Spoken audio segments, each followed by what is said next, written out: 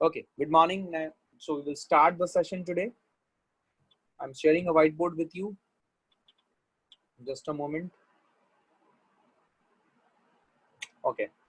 So a quick recap of whatever we have done in the last class. Recap, ध्यान से सुनना.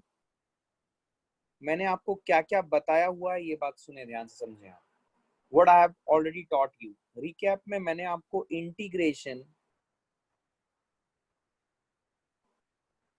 Integration का पूरा प्रोसेस बताया है, कैसे करते हैं. इंटीग्रेशन का मतलब, what is the meaning of integration, वो समझाया है. उसका टर्मिनोलॉजी क्या है, ये समझाया है. ये आज के डेट में कहाँ अवेलेबल है? Go to Rajat physics YouTube channel and search for calculus for physics integration. So you will get videos like integration 1, integration 2, integration 3 and so on. आपको ऐसे 4 वीडियोस मिलेंगे. ठीक है. I'm not able to recollect the count. I think integration 1, integration 2 शायद हो चुका है. आज integration 3 होगा शायद. जब देख लीजिए, आपको ये आपको टाइप करना पड़ेगा रजत फिजिक्स के YouTube चैनल में जाके, तो आपको सारे वीडियोस मिल जाएंगे. व्हाइट बोर्डिंग सेशन है. आपको मेरी आवाज सुनाई देगी बैकग्राउंड में और सब कुछ वर्क होता हुआ आपको दिखाई देगा. पहला वीडियो से लेके लास्ट वीडियो तक देखें. रैंडमली कोई भी वीडियो पिक ना करें. It will not give you clarity. First video से लास्ट वीडियो तक पूरा फॉलो करें और अपने नोट्स बनाते चलें. इंपॉर्टेंट है. कल मुझसे कोई पूछ रहा था, let me tell you, differentiation और इंटीग्रेशन के नोट्स की जरूरत नहीं है. जो भी आपको मिल रहा है that is more than enough. Vectors के नोट्स मैं आपको ऑलरेडी प्रोवाइड कर चुका हूँ, और इलैबोरेट नोट्स और अच्छे नोट्स मैं वो भी प्रोवाइड करूंगा आपको, डोंट वरी. तो वंस रीटीच सेशन इज देयर तो मैं उस टाइम पे सबको प्रोवाइड कर दूंगा. ठीक है, डोंट वरी अबाउट इट. तो बट इंटीग्रेशन और डिफरेंशिएशन के लिए जो मैंने क्लास में कराया है वही नोट्स है, उसी को आप देखें, समझें, 2 बार देखें, 3 बार देखें, you will be able to understand. ठीक है. हमने ये किया था इंटीग्रेशन.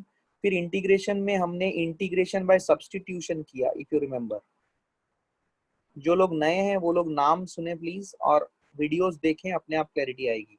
इंटीग्रेशन में सब्स्टिट्यूशन कराया, which was a very important part. तो इंटीग्रेशन और सब्स्टिट्यूशन में हमने कुछ कॉम्प्लेक्स इंटीग्रेशन देखे, कैसे उन्हें सॉल्व करना है वो समझें. ठीक है. तो आज हम बेसिकली जो स्टार्ट करेंगे that is the most important part of integration, and its name is application of integration in physics. ये बहुत जरूरी है. इससे पहले जो भी आपने किया था that was pure mechanical things थे. कैसे करना है, ऐसे करोगे तो आपको आंसर मिलेगा, etcetera etcetera. Application of integration in physics is very important, because यही आज का जो सब टॉपिक है, यही सब टॉपिक आपको होल्ड दिलाएगा इस मैथमेटिकल टॉपिक के ऊपर, and you would get the ability to apply this concept in physics. ठीक है. अच्छा, देखो, मैं इसको स्टार्ट करने का मैं थोड़ा सा इसको अच्छे तरीके से बताता हूँ, आप ध्यान सुनो. इंटीग्रेशन जो है, application of integration in physics is what integration basically helps you to find area under a curve. ठीक है. What is the meaning of this? Suppose हमारा ग्राफ ऐसा हो या ऐसा हो. ठीक है. ये y एक्सिस है, ये x एक्सिस है. Suppose if somebody asks you to find the area of this graph with x-axis, somebody asks you to find the area under this graph with x-axis. तो ये जो area under the graph with x-axis है, या फिर area under the graph with y-axis, कुछ भी पूछा जा सकता है आपसे.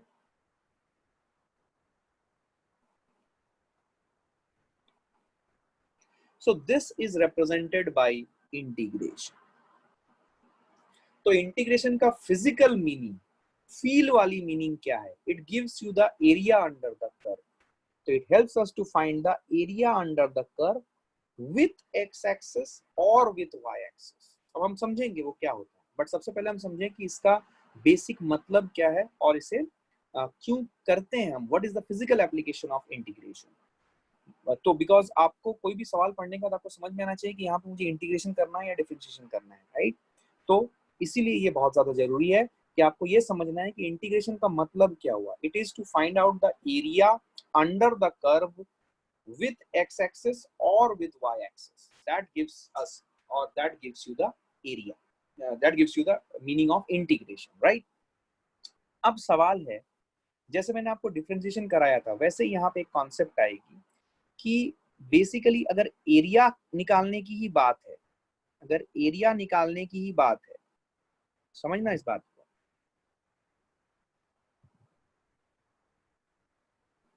देन ऑलरेडी 10th स्टैंडर्ड में हमारे पास एक हथियार था एरिया निकालने के लिए, जिस चैप्टर का नाम था मेंसुरेशन. You remember?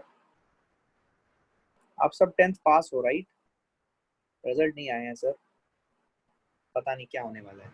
क्या आपको, एक सेकंड, एरिया निकालने की बात है. जब हम एरिया की बात करें, we have to find out area of something और पेरीमीटर ऑफ समथिंग. याद है इस चैप्टर को हमने मेंसुरेशन चैप्टर में पढ़ा था. सीबीएसई वाले 9th और 10th दोनों में डिटेल में मेंसुरेशन पढ़े थे, और आईसीएससी वालों ने भी 9th और 10th दोनों में डिटेल में मेंसुरेशन पढ़ा था. You know, surface area, volume, सब कुछ. ठीक है, तो एरिया निकालने की अगर बात है तो मेंसुरेशन हमारे लिए हेल्पफुल है. Mensuration would give us the answer, right? Mensuration would give us the answer अगर एरिया निकालने की ही बात है. बट मेंसुरेशन की एक लिमिटेशन है, मेंसुरेशन की लिमिटेशन ये है कि mensuration will give us area of only linear figures. At least 10th standard में हमने जो पढ़ा हुआ है, हमने लीनियर फिगर्स के एरिया निकाले हैं. मैं आपको हिंट देता हूं कि what is the meaning of linear figures. जैसे कि for example, look at this. Suppose if somebody asks us to find the area of a square, we know. If somebody asks us to find out the area of a triangle, we know. चलो लिख देते हैं a square. इसका क्या हो जाएगा? इसका area half into base into height. एक फॉर्मूला तो ये है, थोड़ा मैथ्स का भी रिकैप हो जाएगा. दूसरा फॉर्मूला याद है आपको, ए बी सी के टर्म्स पे एक फॉर्मूला आता था, 2s is equal to a plus b plus c, जिसे हम लोग हीरोज फॉर्मूला बोलते थे. और ट्रायंगल का एरिया आता था under root of s into S minus A into S minus B into S minus C. Remember Hero's formula, right? ठीक है. So what we are having, again I am repeating, जैसे कि ये figures जो है, rectangle, square हो गया. Rectangle अगर हम बात करें, रेक्टेंगल का आ जाएगा लेंथ और ये ब्रेड, तो इसका एरिया आ जाएगा l इंटू बी. फिर हमारे पास एक फिगर आता था जिसे हम लोग बोलते थे ट्रपीजियम. ट्रपीजियम का एरिया आता था half into sum of parallel sides. ये दो पैरेलल साइड्स होते थे, याद है आपको? Sum of parallel sides into height. You remember? ये सब हमारे पास फॉर्मूले थे, राइट? ऐसे ऐसे जनरली हम लोग 2D फिगर्स का हम लोगों ने एरिया निकाला था. फिर हमारे पास एक और एरिया आता था जिसे हम लोग बोलते थे surface area. If you remember, जब हम स्फीयर्स या 3D ऑब्जेक्ट्स की बात करते थे तब हम सरफेस एरिया की बात करते थे. यू रिमेंबर सरफेस एरिया कैसे निकालते थे? जैसे बहुत सारे फिगर्स थे, जैसे कि क्यूब का सरफेस एरिया क्या होता था? 6a square. You remember what was the surface area of a cuboid? Twice of length breadth plus length height plus breadth height. Cylinder का 2 पाई आर एच. रिमेंबर कोन का, कोन का कोन का surface area, curved surface area. अब surface area में भी दो बातें होती थी, याद है? Curved surface area and total surface area. तो मुझे उसके मैथमेटिक्स पे नहीं जाना. मैं ये समझाना चाहता हूँ कि जब एरिया निकालने की बात आती है तो मेंसुरेशन हमें एरिया दे सकता है. बट प्रॉब्लम ये हो रही है मेंसुरेशन के साथ कि मेंसुरेशन में जब हम एरिया निकालते हैं तो वो हम सिर्फ लीनियर फिगर्स के एरिया निकालते हैं. मतलब कहीं पे कोई कर्व इन्वॉल्व नहीं हो. तो Sam has told a very good thing, कहीं पे कोई कर्व इन्वॉल्व नहीं है. तो हमने जितना अभी तक क्लास 10th स्टैंडर्ड का किया था, कर्व इन्वॉल्व नहीं था. कर्व इन्वॉल्व नहीं था. कोई भी फिगर है जिसका अगर कर्व इन्वॉल्व हो जाए, except one, which was that? Circle. Circle में कर्व इन्वॉल्व था and we used to remember its formula is pi r square. You remember it? तो कर्व इन्वॉल्व नहीं था, तो ऐसे फिगर्स का हम लोगों ने एरिया निकाला था. तो अगर कोई ऐसा फिगर हमें मिलता है जिसका एरिया निकालना है और जहाँ पे कर्व इन्वॉल्व नहीं है, तो डेफिनेटली हमें मेंसुरेशन आंसर दे सकता है. बट मेंसुरेशन बिकम्स वेरी, मतलब inefficient or insufficient if we have to find out area under a curve, means a non-linear curve. अगर हमें non-linear curve के अंदर एरिया निकालना हो तो मेंसुरेशन हमें स्टैंडर्ड कोई फॉर्मूला नहीं दे सकता है या फिर बहुत ही लिमिटेड जगहों पे ही हमें फॉर्मूला दे सकता है, तो उस केस में जब हमें एरिया निकालनी हो तो हमें किसका सहारा लेना पड़ेगा? इंटीग्रेशन का। क्या मेरी बात समझ में आ रही है? याद करो, डिफरेंशिएशन को भी मैंने ऐसे ही इंट्रोड्यूस किया था। स्लोप जब निकालने की बात होती थी तो स्लोप निकालने का तरीका होता था y2 minus y1 by x2 minus x1 which was del y by del x which was dy by dx। मैंने आपको बताया था कि coordinate and calculus both can give us the slope, but which one do you think is more powerful, calculus or coordinate? Which one? I've taught you this.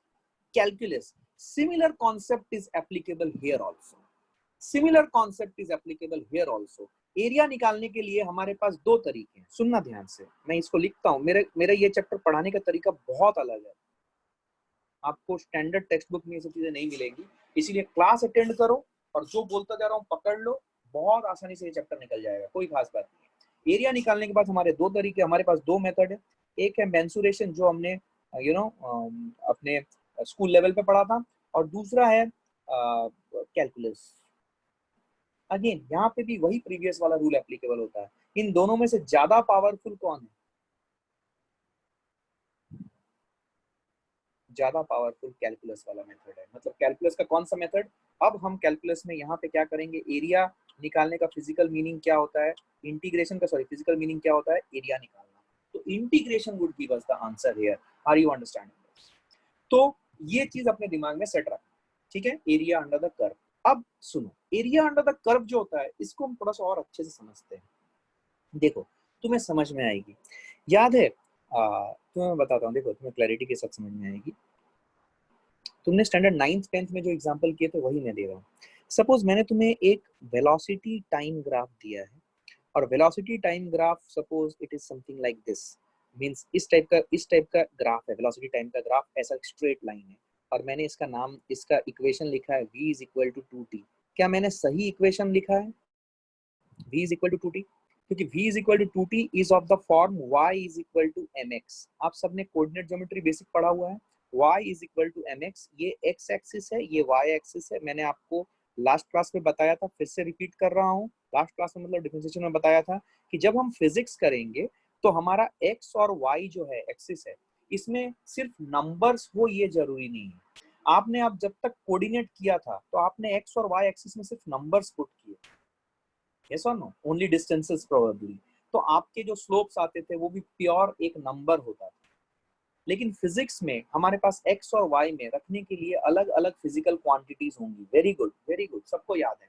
इसका मतलब जैसे slope, जब हम स्लोप निकालते थे डिफरेंशिएशन के एप्लीकेशन में, उस टाइम पे हमें नया फिजिकल क्वांटिटी मिलता था। इसी तरीके से मैं आपको ये बोलना चाहूंगा कि जब हम एरिया अंडर द कर्व निकालेंगे, जब हम एरिया अंडर द कर्व निकालेंगे तो हमारे दिमाग में एक बात सेट होनी चाहिए कि जब हम फिजिक्स कर रहे हैं तो एरिया अंडर द कर्व सिर्फ एक प्लेन नंबर नहीं होगा, उस नंबर के साथ एक यूनिट भी होगा, और वो यूनिट दर्शाएगा कि area under the curve is giving us which new physical quantity. क्या मेरी बात समझ आई? नहीं आई बात समझ? फिर से सुनो मैंने क्या बोला। मैंने ये बोला कि एरिया अंडर द कर्व जब आप निकालोगे, आप जब एरिया अंडर द कर्व निकालते थे इससे पहले, या सुनो, मेंसुरेशन में इससे पहले जब भी तुम एरिया निकालते थे, क्या तुम्हारी एरिया की कोई यूनिट आती थी? It was simple metre square और सेंटीमीटर स्क्वायर और किलोमीटर स्क्वायर, यस और नो? आप पढ़ते थे यूनिट्स, कुछ units like hectares, 10,000 metre square, याद है आपको? तो आपके मीटर स्क्वायर के यूनिट या सेंटीमीटर स्क्वायर के यूनिट आते थे, यस और नो? बिकॉज आपने एक्स और वाई एक्सिस पे क्या माना हुआ होता था? मीटर्स। आपने अभी तक जितना भी मेंसुरेशन किया था, याद करो, सारे लेंथ, सारे हाइट वाइट सब मीटर में होते थे। लेकिन फिजिक्स में एक तरफ कोई एक फिजिकल क्वांटिटी होगी और दूसरी तरफ ऑल टुगेदर एक डिफरेंट फिजिकल क्वांटिटी हो सकती है। Let me take the example which is in front of you in the white board.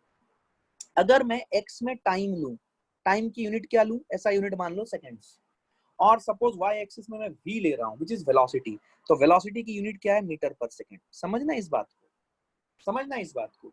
Suppose मैं तुमको बोलता हूं कि बेटा एक काम कर, इस ग्राफ के अंदर का एरिया या इस कर्व के अंदर का एरिया विद x एक्सिस मुझे चाहिए, मतलब मुझे ये एरिया चाहिए। सुनना ध्यान से, जब मैं ये एरिया निकालने के पीछे जाऊंगा तो मुझे साफ साफ दिख रहा है कि एक राइट एंगल ट्रायंगल टाइप का बनता हुआ है, तो इसका एरिया जो है मेंसुरेशन मुझे इसका एरिया दे सकता है which is equal to half into base into height. Suppose मैं बोलता हूँ कि ये v is equal to 2t था, तो ये t is equal to 2 second है, तो यहाँ पे जो v की वैल्यू आएगी कितनी आएगी, कोई बता सकता है v की वैल्यू? अगर 2t है, t की वैल्यू अगर 2 सेकेंड रख दिया यहाँ पे, तो v की वैल्यू कितनी आ जाएगी? 4 मीटर पर सेकेंड। क्या मेरी बात सबको समझ में आ रही है? Everyone is understanding this? Very good. अगर मैं इसका एरिया निकालूं, सुनना ध्यान से, अगर मैं इसका एरिया निकालूं which will be half of base into height, base की वैल्यू है 2 सेकेंड्स, यूनिट लिखना बहुत जरूरी है, और हाइट की जो वैल्यू है वो है 4 और यूनिट है मीटर पर सेकेंड। अगर मैं इन दोनों को मल्टीप्लाई करूं, ध्यान से देखना, यहाँ का सेकेंड और यहाँ का सेकेंड कट जाएगा, तो आई विल गेट 2 कट जाएगा, आई विल गेट 4 मीटर्स। इसीलिए ये बोला जाता है कि area under velocity time graph gives what? Very good sham, gives displacement, gives displacement. क्या मेरी बात समझ में आई है? आपने ये 9th 10th में पढ़ा हुआ है, आप सबको याद आता होगा। यस यस यस, क्या मेरी बात समझ में आई है? सबका यस आ रहा है, very good, I am happy you are understanding. तो area under the curve will be only metre square, maths में पॉसिबिलिटी है, लेकिन फिजिक्स में area under the curve can give me all together new physical quantities. क्या मेरी बात समझ में आई है? This is what you need to understand very carefully, ठीक है? अब यहाँ तक so far so good, everything was good, everything was hunky dory and we were able to solve everything from whatever we have learned in our standard 10th level. But problem कहाँ start होता है? Problem start होता है तब जब हमारे पास इस type का ग्राफ आता है। समझ इस बात को। सपोज मैंने तेरे को बोला ये वेलोसिटी है और ये टाइम है, time is in second and velocity is in metre per second, लेकिन मेरा जो रिलेशनशिप है वेलोसिटी ऑफ टाइम और टाइम का, ये लीनियर नहीं है, ये नॉन लीनियर है। Please refer to my last और प्रीवियस वीडियोस, मैंने इन सब के ऊपर डिटेल में चर्चा की हुई है। सारे वीडियोस आपको क्रमानुसार देखना है, थोड़ा टाइम लगेगा, बट एक दिन 2 दिन सिर्फ वीडियोस देख के नोट्स बनाते चलो, अपने आप तुमको चीजें समझ में आने लगेंगी। तो v is equal to, suppose मैंने दिया है 2t², ये रिलेशनशिप है मेरा वेलोसिटी और टाइम का। देखते साथ ही तुम क्या बोल सकते हो इनके रिलेशनशिप के बारे में? विल इट बी लीनियर और नॉन लीनियर? कैसा रिलेशनशिप है? वेरी गुड, सब लोगों को ये समझ में आ रहा है? जो लोग नए हैं थोड़ा पेशेंस रखें, बाकी लोग इसलिए आंसर कर पा रहे हैं बिकॉज वो बिगिनिंग से कर रहे हैं इस चीज को, ठीक है? आप घबराइए मत, हताश मत होइए, just what I am asking you do that, और रिटीच सेशंस लाइन में हैं तो आप वरी मत करें, ठीक है? आइए, तो ये है नॉन लीनियर। अब नॉन लीनियर है तो अब समझो, क्या मैंने ये भी सिखाया था कि इसमें हाईएस्ट पावर या डिग्री जो है वो 2 होने के कारण ये किस टाइप का ग्राफ है? ये पैराबोला है। This is a parabola, very good. Parabola आप सबने पढ़ा हुआ है स्टैंडर्ड 10th में on the concept of quadratic equation. Quadratic equation basically parabolic curve होता था, आपने पक्का देखा हुआ है स्टैंडर्ड 10th में, आपने वो ग्राफ देखे हुए होंगे पैराबोला के, ठीक है? अब सुनो ध्यान से, तो ये पैराबोला है, और ध्यान से देखो ये पैराबोला, इसकी इसकी कर्व ट्रेसिंग ब्रेसिंग सब मैंने सिखाया हुआ, मैक्सिमा मिनिमा में, याद करो, सब पता है तुमको। अच्छा, इसको एक शॉर्ट ट्रिक मैंने सिखाया था कि देखते साथ आपको समझ में आ गया कि ये पैराबोला है। पैराबोला कब होगा, सब लोग नोट करें, जब वेरिएबल्स जो इन्वॉल्व है उसमें हाईएस्ट पावर या डिग्री अगर 2 हो तो वो पैराबोला होता है, ठीक है? और दूसरी बात, ये पानी होल्ड करता हुआ पैराबोला या पानी गिराता हुआ पैराबोला है। वो कैसे पता चलेगा? t² के कोफिशिएंट को देखोगे, अगर t² का कोफिशिएंट पॉजिटिव है, 2 है, यहाँ पे पॉजिटिव है, तो ये पानी होल्ड करता हुआ पैराबोला है। तो आपका जो ग्राफ है वो ग्राफ कुछ इस प्रकार से होगा, मान लो ऐसा ग्राफ, ठीक है? अब सुनो ध्यान से, अब मान लो रिक्वायरमेंट आ गई कि इस ग्राफ के अंदर का मुझे एरिया चाहिए विद द एक्स एक्सिस, ध्यान से समझना, and from 0 to 2 seconds, 2 seconds तक एरिया चाहिए। तो 2 सेकेंड्स तक के अंदर का अगर एरिया चाहिए, this will be this particular area, समझे इस चीज को? This will be this particular area. So if this is this particular area, now listen to me, तो क्या मुझे इसके कॉरेस्पॉन्डिंग y एक्सिस की वैल्यू मिलेगी? कितनी होगी y एक्सिस की वैल्यू? क्या आप t की जगह पे 2 पुट कर दोगे? 4 इंटू 2 8, क्या यहाँ पे 8 मीटर पर सेकेंड आ जाएगा? क्या आपको मेरी बात समझ में आ रही है? तो आपको अभी इस कर्व के अंदर का एरिया जो मैंने शेडेड रेड कलर से दिखाया है वो आपको निकालने की जरूरत है। अब तुम फंस गए, बिकॉज स्टैंडर्ड 10th में तुमको ऐसा कोई फॉर्मूला पता नहीं है जो एक कर्व के अंदर का एरिया तुम्हें बता दे।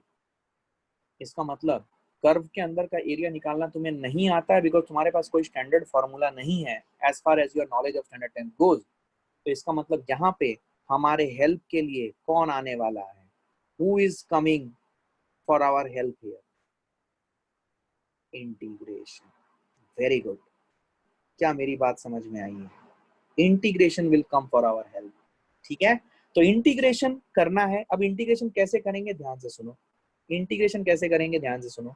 इंटीग्रेशन करने का पहले मैं तरीका बता देता हूँ। इसका जो एरिया होगा, it will be given by the formula integration of y dx.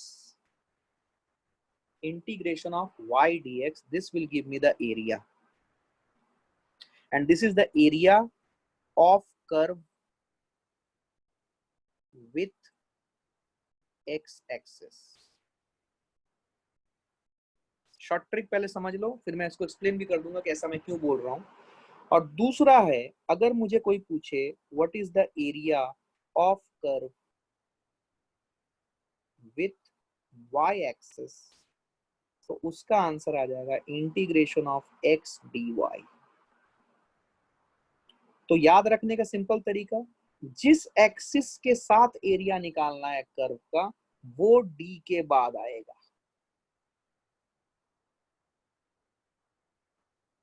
क्या मेरी बात समझ में आई है? जिस एक्सिस के साथ एरिया निकालना है वो d के बाद आएगा। क्या मेरी बात समझ में आई है?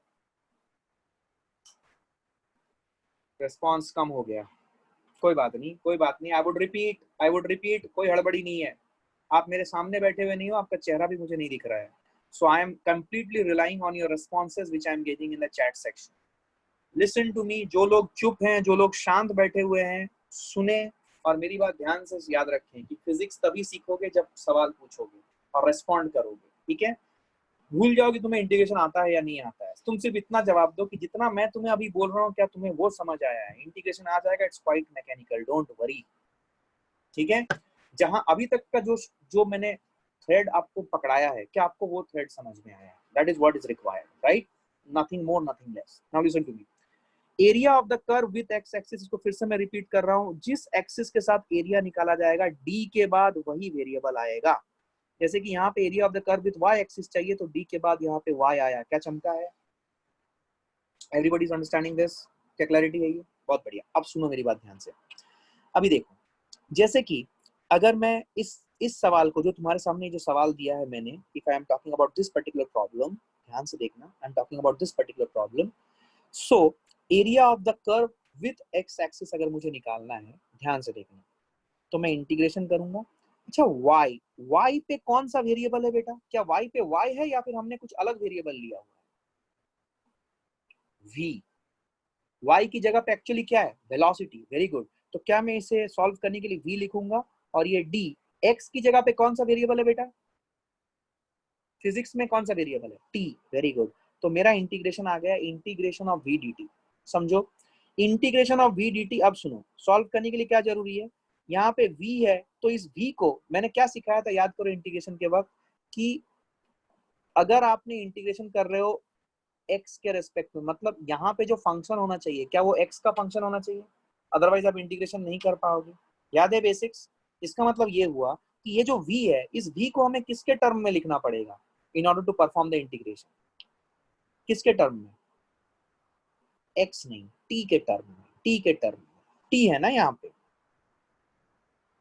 ठीक है, करेक्ट था y dx, लेकिन हमने y को v में रिप्लेस कर दिया और x को t में रिप्लेस कर दिया। तो अभी मेरे को v किसके टर्म में लिखना है? t के टर्म में। तो ये देखो, इस इक्वेशन को देखो,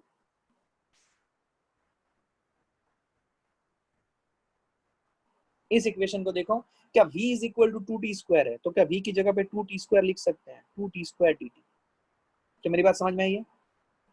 आवाज क्लियर नहीं है? ओके, सबको मेरी आवाज सुनाई दे रही है? Everybody is able to hear me properly? Guys ये सब थोड़े मोटे इश्यूज हैं, आप किधर बैठे हो, कहाँ हो, मुझे नहीं पता आपका नेटवर्क कैसा है, तो ये एक इश्यू है, ठीक है ना? So please have some patience, no worries. सबको सुनाई दे रही है मेरी आवाज, ठीक है? तो इंटीग्रेशन ऑफ v dt, तो integration of 2t square dt आया। अब ध्यान से देखो, अब मुझे यहाँ पे किन दो टाइम के बीच में एरिया निकालना है, 0 एंड 2, यस और नो? किन दोनों टाइम के बीच में मुझे एरिया निकालना है, 0 एंड 2? यस। तो ये जो स्नेक है, मैंने इंटीग्रेशन को स्नेक समझाया था, और कल जब मैं डेफिनेट इंटीग्रेशन बता रहा था तो मैंने बताया था डेफिनेट इंटीग्रेशन मतलब वो इंटीग्रेशन जिसके पूंछ पे और सर पे कुछ ना कुछ हो। Sir please don't write at the bottom. Okay okay, let me take another, where should I write then? Okay, ध्यान से देखो, मैं अभी दूसरा स्लाइड में लिखता हूँ, ये देखो। तो इंटीग्रेशन ऑफ v dt था, this is what was our area. इसको मैं लिख रहा हूं v was 2t square, so we got 2t square dt, and t was from which two variables, from 0 to 2। तो वही चीज हमें यहाँ पे ध्यान देना है कि t की वैल्यू लिमिट्स कहां से कहां पुट करनी है, 0 से 2। तो जब मैंने ये लिमिट ऐसे पुट कर दिया, अब मैं तुमसे कुछ सवाल पूछने वाला हूं basis your understanding of last class. अब इसका जो एरिया आएगा, क्या ये एरिया वेरिएबल के टर्म्स में आएगा या न्यूमेरिकल वैल्यू आएगा, with some units obviously? Variable के टर्म्स में आएगा या न्यूमेरिकल वैल्यू आएगा? वेरी गुड वेरी गुड, बहुत अच्छा समझो तुम लोग, एकदम बढ़िया, सही जा रहे हो। तो इसकी जो आएगी फाइनल जो रिजल्ट आएगी वो न्यूमेरिकल वैल्यू के टर्म में आएगी। Very good, I am happy you are learning. तो इसको क्या करूं, अब इसका इंटीग्रेशन करना आता है ना अपने को? इंटीग्रेशन कैसे करते हैं इसका? क्या 2 बाहर निकाल लेंगे, integration of 0 to 2 t square dt। तो इसका इंटीग्रेशन क्या आता है, 2 times t cube by 3 plus some constant, ये आएगा। लेकिन बिकॉज ये डेफिनेट इंटीग्रेशन है तो हमें t की वैल्यू एक बार 0 और एक बार 2 पुट करनी है। देखो मैं कैसे लिख रहा हूं। तो इसका जो फाइनल रिजल्ट है वो आएगा ऐसा कुछ, ध्यान से देखना।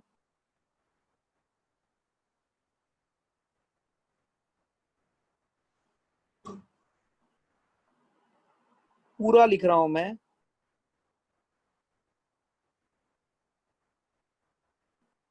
ये बॉटम में t इक्वल टू 2 लिखने का मतलब क्या है कि इस ब्रैकेट के अंदर जो भी एक्सप्रेशन है वहां पे जो t दिख रहा है आपको, आपको t की जगह पे 2 डालनी है। Put it.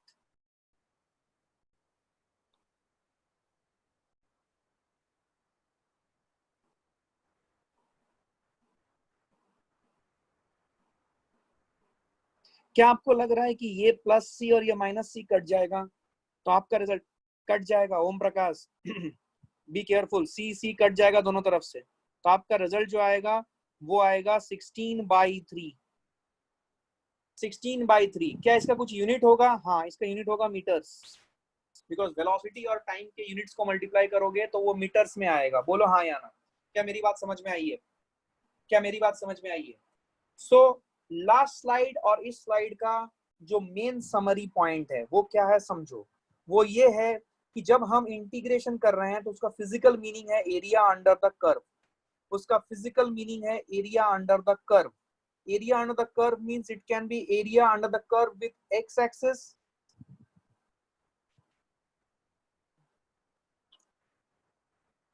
Sakshi, that is a problem with the place where you are बेटा, है ना?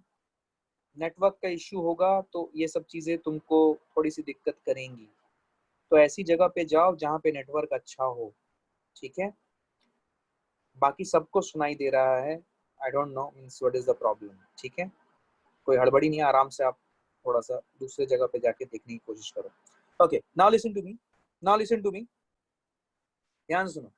सो this is what is understanding. चलो अब एक कुछ सवाल करते हैं, जैसे कि for example, one second, there was one question, what will be the area under the y axis? Yes, we will do that. That's what I was going to the previous slide. अब सुन ध्यान से यहाँ पे, ये देख, ये मेरा v is equal to 2t square graph था।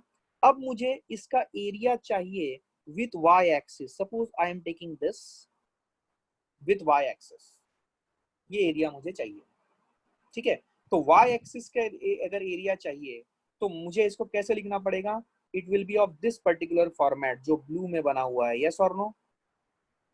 तो इसको कैसे लिखूंगा मैं, इसको मैं लिखूंगा इंटीग्रेशन ऑफ x। x पे क्या है, x पे t है, सुनना ध्यान से, x पे क्या है, x पे t है। तो इस इक्वेशन को हमें मैनिपुलेट करना पड़ेगा, ध्यान से देखना। v is equal to 2t square, can I write v by 2 का under root is equal to t, हाँ या ना। क्या क्या इसको मैं कैसे लिखना है, x dy, तो x पे t है तो इसको t लिखना पड़ेगा, और dy y पे क्या है, v है। तो ये तुम्हारा रिजल्ट आएगा। सब लोग पहले देखो, सॉल्व बाद में करेंगे। क्या समझ में आया है? समझ में आया क्या? Okay. Sakshi, are you able to hear me properly now? Sakshi Doifode, are you able to hear me properly now? Please respond, guys. Means Sakshi, जिसको दिक्कत थी, Sakshi. Okay. Okay, fine. Now listen to me. ध्यान सुनो. Integration of T DV, integration of T DV, ये समझ में आया आपको? अच्छा, अब बताओ v की वैल्यू, अब यहाँ पे जो लिमिट्स आएंगी, ये जो लिमिट्स होगी, लोअर लिमिट और अपर लिमिट, यहाँ पे किसकी लिमिट, कौन से वेरिएबल की लिमिट्स डालूंगा मैं, t की या v की?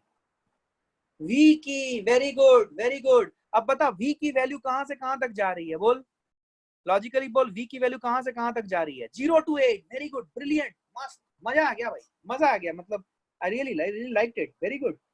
तो 0 से लेके कहां तक जाएंगे बेटा जी, 8 तक जाएंगे, मैं यहीं पे लिख रहा हूँ, 0 से लेके 8 तक जाएंगे, ठीक है, 0 to 8।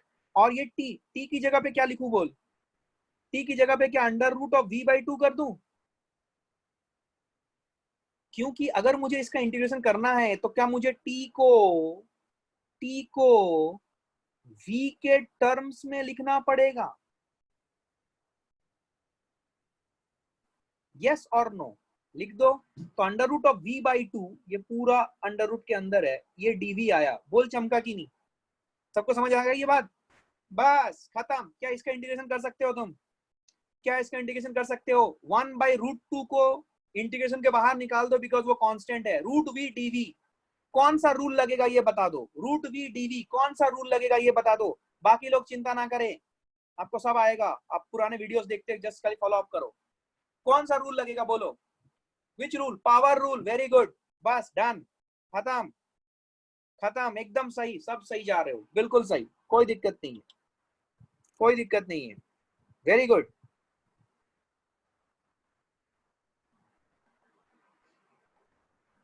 Very good, did you all understand this? क्या मेरी बात समझ में आई है? गुड। अब चलो, अब चलो कुछ कुछ प्रैक्टिस कर लेते हैं, ताकि हमें कैसे एरिया ऑन द कर्व निकालना है, क्या करना है, अपने को समझ में आए। फिर से सुनो, once again I am repeating so that it should reverberate in your mind. फिर से सुनो, इंटीग्रेशन का सबसे बड़ा इंपॉर्टेंस क्या है? It gives us a tool to find the area under the curve. तो बच्चे के दिमाग में ये आना चाहिए, what will this represent? This will represent the same thing ना। यूनिट्स देखो, एक है वेलोसिटी का, राइट? किन दोनों को चीजों को आपने मल्टीप्लाई किया, आपने t को मल्टीप्लाई किया और v को मल्टीप्लाई किया, तो आपको वो डिस्टेंसेस ही मिलने वाला है।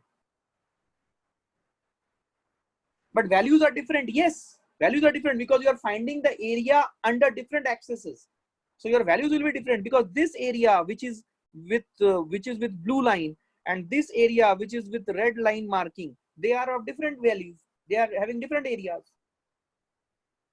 अरे यार, हाँ या ना, दिख रहा है ना, दिखते दिखते सारी तुमको दिख रहा है कि वो एरिया अलग अलग है ना, इसलिए वैल्यूज अलग अलग आ रही हैं, बट दोनों की यूनिट क्या आएगी, वही जो आपने किया हुआ है। क्या मेरी बात समझ में आई है?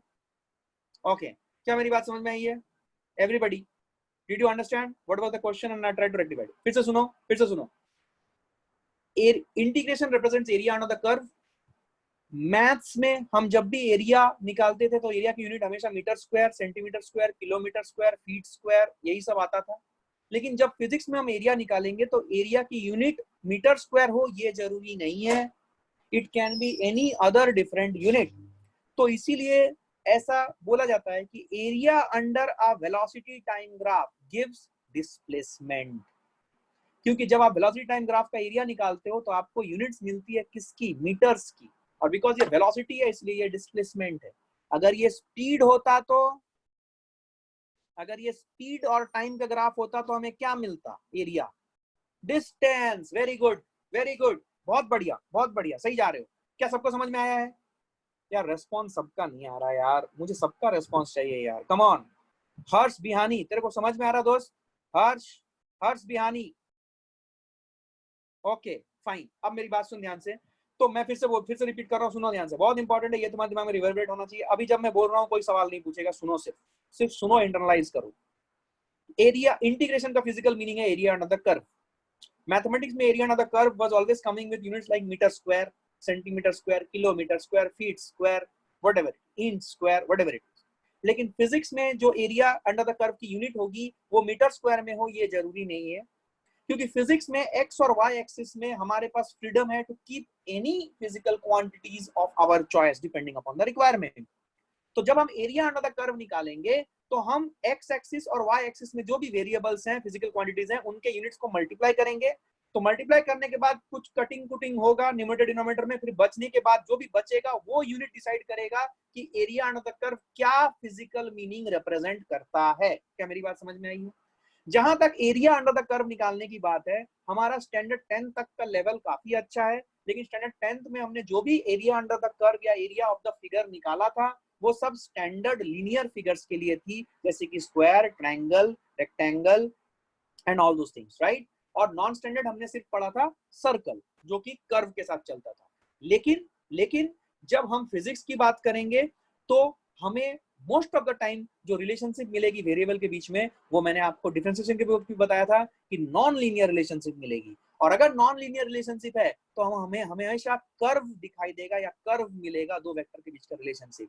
और अगर हम एरिया अंडर द कर्व निकालने की बात आए तो उस केस में mensuration is very deficient or it is not sufficient that mensuration will give us the answer, because कोई भी कर्व के अंदर का एरिया हमने अभी तक मेंसुरेशन में कुछ पढ़ा ही नहीं है स्टैंडर्ड 10th लेवल में। इसीलिए यहाँ पे हमारे रेस्क्यू के लिए कौन आएगा, हमारे हेल्प के लिए कौन आएगा, इंटीग्रेशन। और इंटीग्रेशन का मतलब area under the curve with x axis, अगर मैं बोलूं जिस एक्सिस के साथ एरिया निकाला जा रहा है वही डी के बाद आएगा, और उसके अदर वाला वेरिएबल अगर डी के साथ वाई आ रहा है, ऐसा समझो। इसको मैं अच्छे से और लिखता हूँ, ध्यान से सुनना। एक नया स्लाइड लेता हूँ, बहुत मजेदार है यार, मजा आता है, मतलब अगर समझ आ जाए ना फिर तो एकदम थोड़ा थोड़ी मच जाएगा। देखो इधर, ये देखो, ये देखो, सपोज ये डी है, यहाँ पे एक वेरिएबल है, यहाँ पे दूसरा वेरिएबल है। ये समझो, इसको समझो, यहाँ पे हमारे पास एक्स एक्सिस है, यहाँ पे वाई एक्सिस है। अगर मैंने यहाँ पे y डाला है तो यहाँ पे x आएगा, और अगर मैंने यहाँ पे x डाला है तो यहाँ पे y आएगा। अभी ये x और y depending upon the situation, it can be any other physical quantities of our choice, right, जैसे displacement, time, velocity, time, acceleration, time, etcetera etcetera. Yes और नो, यस और नो। क्या मेरी बात समझ में आई है? अब सुन, देख ध्यान से, एक सवाल करते हैं, अपने आप क्लैरिटी आएगी, कोई खास बात नहीं है। ये देख, मान लीजिए एक्सेलरेशन है, ये टाइम है, एक्सेलरेशन टाइम का ग्राफ। सर अगर मेंसुरेशन की वैल्यू, देखो अगर मेंसुरेशन से आंसर आ जा रहा है then it's fine, go ahead with mensuration, अगर तुमको फास्ट उससे आंसर मिलता है।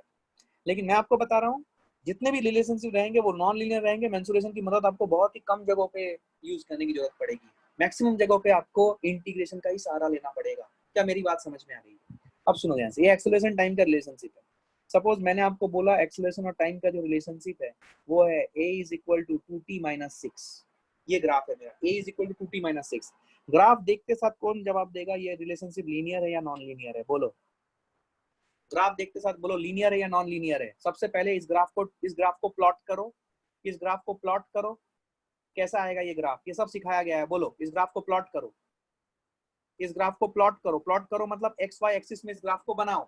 कैसे बनाओगे, कैसे बनाओगे? Intercept formula, okay, but I have taught you something. Yes yes, very good Simran, very good, वही इंटरसेप्ट फॉर्मूला। इसको कैसे लिखेंगे? इसको लिखना पड़ेगा, जो भी वेरिएबल वाले टर्म है उनको एक साइड में ले आओ, और कांस्टेंट को दूसरी साइड में ले आओ और फिर दोनों को जो कांस्टेंट की वैल्यू है उससे डिवाइड कर दो, तो फटाक से आंसर मिल जाता है। तो क्या ये रिजल्ट आएगा, a/-6 plus t/3 is it equal to 1। इसका मतलब हुआ जो a एक्सिस के साथ इंटरसेप्ट है वो -6 का है, -6 कहीं पे यहाँ पे होगा 0, -6, और टाइम एक्सिस के साथ जो इंटरसेप्ट है वो +3 का है, वो +3 कहीं पे यहाँ पे होगा। इसका मतलब तुम्हारा ग्राफ ऐसा जाएगा। क्या ये सबको समझ में आ रहा है? और ये स्ट्रेट लाइन है। स्ट्रेट लाइन क्यों है? सॉरी, ये स्ट्रेट लाइन है। स्ट्रेट लाइन क्यों है? क्योंकि relationship between A and T is linear, क्योंकि ए और टी दोनों का ही पावर क्या है, 1 है। क्या ये सब बातें मैंने सिखाई है? किसी को अगर नहीं आता है चिंता ना करो, वीडियोस देख लो यार, डरो मत, डरो मत। पहला डर गया तो कुछ नहीं कर पाएगा बेटा, चिंता मत कर, सब आएगा तेरे को। समझ में आ रहा है क्या? अब देख ध्यान से सुन यहाँ पे। सो ये स्ट्रेट लाइन है, ठीक है, 0, -6 it's a straight line like this, ठीक है। अब मेरी बात सुन ध्यान से। मैं चाहता हूँ कि तू मुझे यहाँ पे एरिया देगा बिटवीन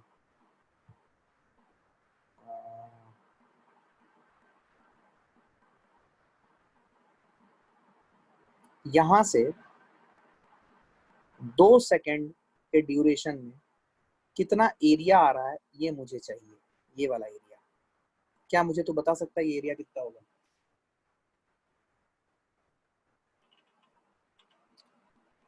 यस वैष्णवी बोलो। Vaishnavi you have raised your hand. Vaishnavi तुम्हारी आवाज सुनाई दे रही है, बोलो, कुछ बोलना है? वैष्णवी ठीक है, मुझे लग रहा है गलती से। No sir. ओके ओके कोई बात नहीं, समझ में आ रहा है ना बेटा अभी तक? वीडियोस देखो, ठीक है। ओके सुनो ध्यान से, अभी ध्यान सुनो। ये देखो, ये 2 सेकंड, ध्यान सुनना, 2 सेकंड। क्या मुझे बता सकते हो एरिया ऑफ द कर्व कितना आएगा?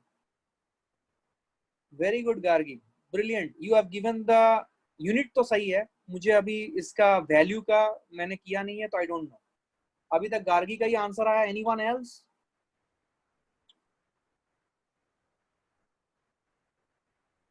इसका एरिया क्या लिखेंगे? एरिया ना तो एक्स एक्सिस चाहिए, मतलब एक्स एक्सिस में टी है तो यहाँ पे ए आ जाएगा। तो इसको हम लोग लिखेंगे, ए को मुझे टी के टर्म्स में लिखने की जरूरत है, तो it will be 2t-6 dt। और टी की वैल्यू कहां से कहां तक बोल?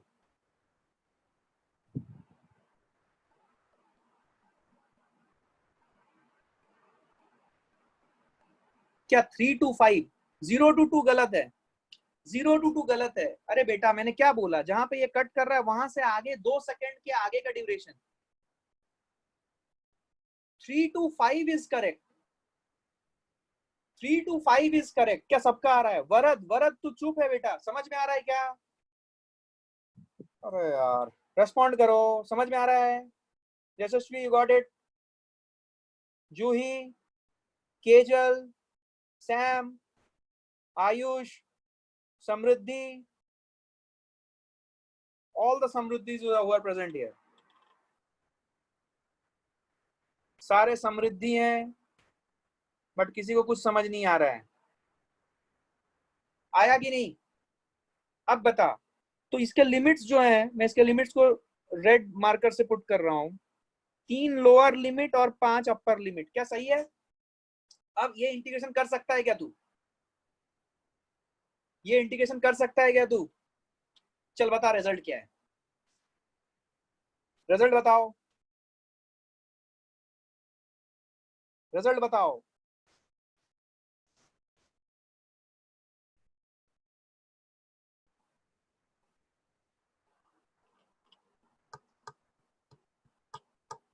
हम्म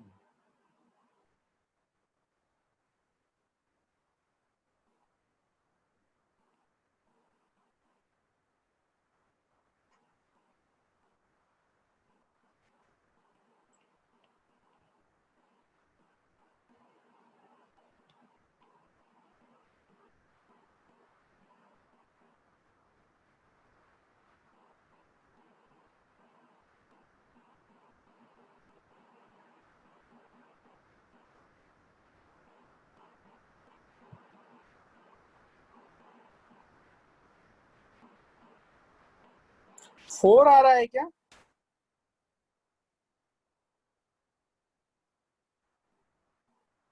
फोर मीटर पर सेकेंड आ रहा है क्या? देखो इसका यूनिट आया मीटर पर सेकेंड का, क्या आपको समझ में आ रहा है इसका यूनिट क्या आया है? मीटर पर सेकेंड का। इसका मतलब area under acceleration time graph gives us what? Velocity. Very good. Area under acceleration time graph gives us what? Velocity. क्या आपको ये बात समझ में आ रही है? जब हम मैथ्स करते थे तो एरिया क्या आता था? Metre square. बट फिजिक्स में area under curve can give us different physical quantities depending upon what is existing in the X and the Y axis. Am I making sense? Am I making sense? क्या clarity है ये? क्या बात समझ में आई है? तो देख तेरे पास आंसर आ गया। अब कोई बच्चा बोलेगा, देखो जैसे ये लीनियर था, बच्चा बोलेगा कि सर आपने तो बोला था अगर लीनियर होगा तो हम क्या बोलते हैं, we can go by the method of mensuration also. क्या मेंसुरेशन आपको यहाँ पे आंसर दे सकता है? क्या आप मुझे यही आंसर मेंसुरेशन से लाके दिखा सकते हो? Yes, half base into height. Very good, बहुत बढ़िया, मजा आ गया। तो हाफ बेस इनटू हाइट। बोल बेस कितना है? क्या बेस 2 सेकेंड है? यूनिट लिखना जरूरी है। और हाइट कितने का है बोल? क्या इस क्या इस इक्वेशन में हाइट निकालने के लिए क्या करूं? क्या इस इक्वेशन में t की जगह पे a is equal to 2t minus 6 जो इक्वेशन दिया है, इस इक्वेशन में क्या t की जगह पे कितना डालूं बोल? कितना डालूं बोल? 3 डालूं या 5 डालूं? 5। Very good. तो 5 to 10 माइनस 6, क्या ये 4 आ जाएगा? क्या ये हाइट 4 आ जाएगी? क्या मेरी बात समझ में आ रही है? तो half of base into height, ये 4। लेकिन 4 अकेला नहीं है बिकॉज वो एक्सेलरेशन है, तो मीटर पर सेकेंड स्क्वायर है। ये देख, क्या सेकेंड सेकेंड मर गया? क्या रिजल्ट आया 4 मीटर पर सेकेंड? तो मेंसुरेशन से जो रिजल्ट आया, क्या वही रिजल्ट इंटीग्रेशन से भी आया? लेकिन which is the most powerful method? Which is the most powerful method? Is it integration or mensuration? Integration. Because integration करते वक्त लीनियर है या नॉन लीनियर रिलेशनशिप है उसके बारे में सोचने की जरूरत नहीं है। लेकिन अगर आप मेंसुरेशन यूज करोगे तो it has to be a linear relationship like straight line. उसी का तो आपको एरिया का फिगर पता है या फॉर्मूला पता है, बाकी का तो आपको पता ही नहीं है, सिर्फ सर्कल का पता है। बोलो हाँ या ना। क्या समझ आई है बात एवरीबॉडी?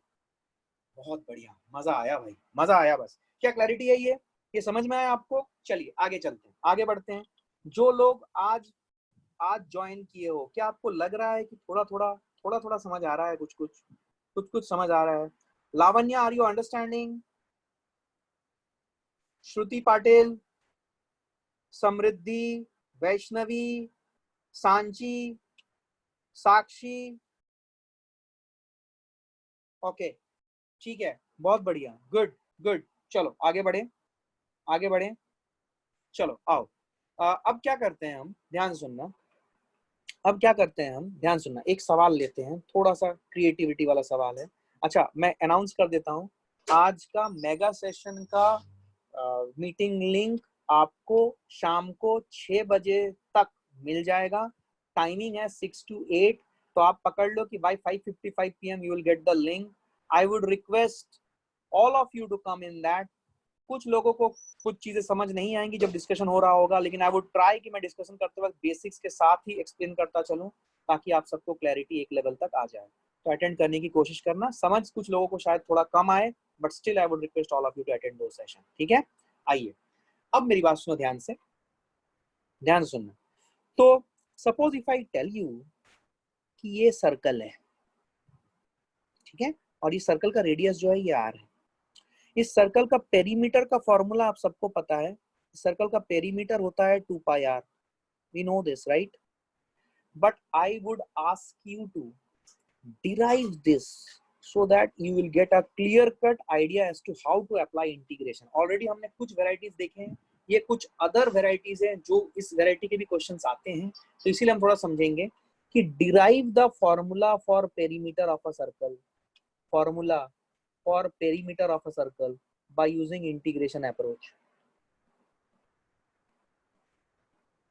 By integration approach, ये एक नॉन स्टैंडर्ड सवाल है, डरिएगा नहीं। 1 मिनट सोचो क्या करोगे। एरिया पाई आर स्क्वायर का इंटीग्रेशन, नहीं, पाई आर स्क्वायर का इंटीग्रेशन कैसे? मुझे पेरीमीटर निकालने के लिए मैं बोल रहा हूँ ना बेटा। पेरीमीटर निकाल के लिए बोल रहा हूँ ना, है ना? सोच, 1 मिनट सोचो, थोड़ा सा सोचो कैसे करोगे, and then we will discuss it. ये तुमसे बन जाएगा उसके चांसेस कम है, unless and until somebody has already done it, but still I would ask you to apply your mind for some time so that you can get some idea। एक circle है, circle का radius r है, मुझे इसका perimeter निकालना है। We know the formula of perimeter of circle, it's 2 pi r, but I am asking you to find the perimeter of this circle by using the concept of integration। ठीक है, आइए इसको करते हैं, देखिए ध्यान से। 2 पाई आर का इंटीग्रेशन, नहीं सुन, चल चल चल करते हैं, देख ध्यान से क्या करेंगे यहाँ पे, समझना लॉजिक को। हम ये करेंगे कि हम थीटा एंगल पे जाके एक छोटा सा एलिमेंट लेंगे जिसकी एंगल है डी थीटा। डी थीटा मतलब क्या होता है? D theta is very small, you remember D theta हमने पढ़ा था, D theta is very very small. हमने क्या किया, ध्यान से सुनना, इज अ गुड क्वेश्चन, सुनो ध्यान से।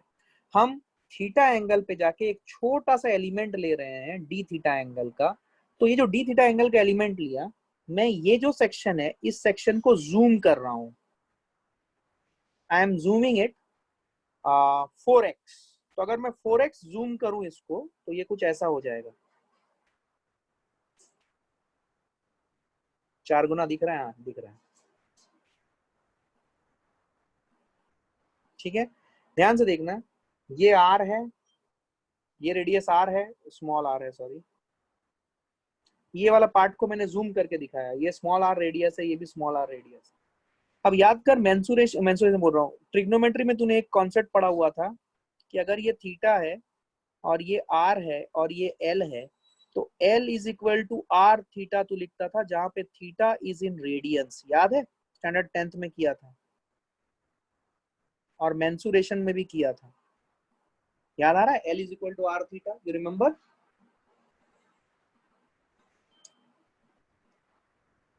You remember?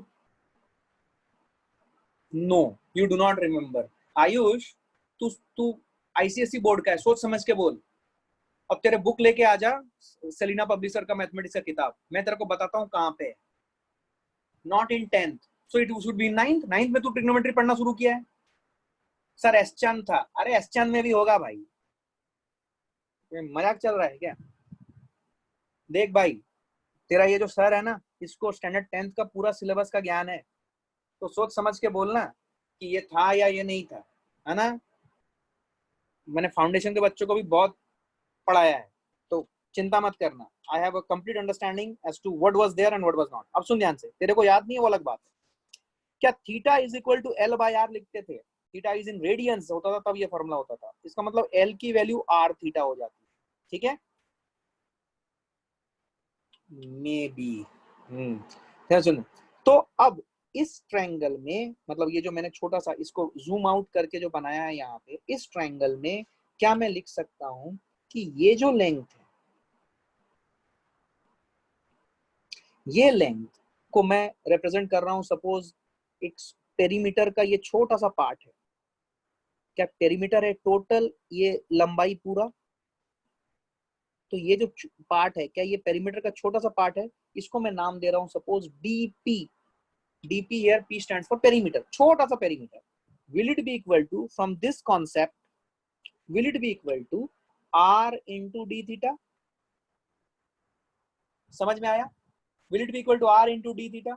अब लॉजिकली सोच, मुझे अगर ये पूरा पेरीमीटर चाहिए, सुनना ध्यान से, ये कुछ लोगों को थोड़ा कम समझ आ सकता है, डोंट वरी, बट इसको एब्जॉर्ब करने की कोशिश करो। तो मैं ये बोल रहा हूँ कि जो पूरा पेरीमीटर है, क्या ऐसे बहुत सारे छोटे छोटे छोटे छोटे जोड़ता जाऊंगा तो मुझे इस टाइप से पूरा इसका ऐसे जोड़ता जाऊंगा तो पूरा पेरीमीटर मिल जाएगा क्या? ऐसे छोटे छोटे अगर मैं जोड़ता जाऊं तो क्या पूरा पेरीमीटर मिलेगा?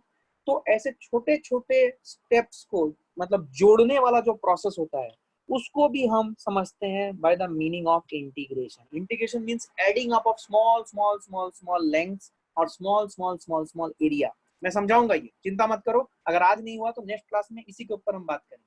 ठीक है, तो ये इंटीग्रेशन लगाया, तो इंटीग्रेशन इक्वेशन के एक साइड में नहीं लगा सकते, तो दूसरी साइड में लगाना पड़ेगा, सेम ट्रीटमेंट देना पड़ेगा। तो so integration of DP is equal to integration of R D theta. ठीक है, अब सुनना ध्यान से, ये इंटीग्रेशन ऑफ डीपी मतलब ये छोटा छोटा जो स्मॉल स्मॉल लेंथ्स था इन सबको जोड़ेंगे तो क्या मुझे टोटल पेरीमीटर मिल जाएगा, ये पूरी चीज क्या मुझे टोटल पेरीमीटर दे देगी, which is the perimeter total, which will be integration of R D theta. अब सोच ध्यान से, क्या यहाँ पे आर जो है is it the radius of the circle, तो अगर ये रेडियस ऑफ द सर्कल है तो क्या आर कांस्टेंट है, क्योंकि सर्कल का रेडियस तो फिक्स्ड है। तो अगर आर कांस्टेंट है क्या उसे इंटीग्रेशन के बाहर लाया जा सकता है, तो इंटीग्रेशन के अंदर रहेगा सिर्फ डी थीटा। अब मुझे बता, अगर मुझे इस सर्कल को पूरा ट्रैवर्स करना है, ये थीटा को मैं कितने से कितने तक ये थीटा वेरी करेगा, मतलब लोअर लिमिट कितना होगा और अपर लिमिट कितना होगा, कोई बता सकता है? अगर इस सर्कल को पूरा घूमना है, यस 0 to 360, बट मुझे यहाँ पे थीटा, बिकॉज मैंने बोला था कि ये थीटा इज इन रेडियंस, तो क्या मुझे रेडियंस में बोल सकते हो?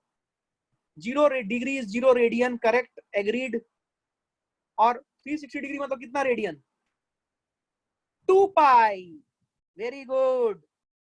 तो तुम्हारा रिजल्ट आया R integration of D theta from limit 0 to 2 pi.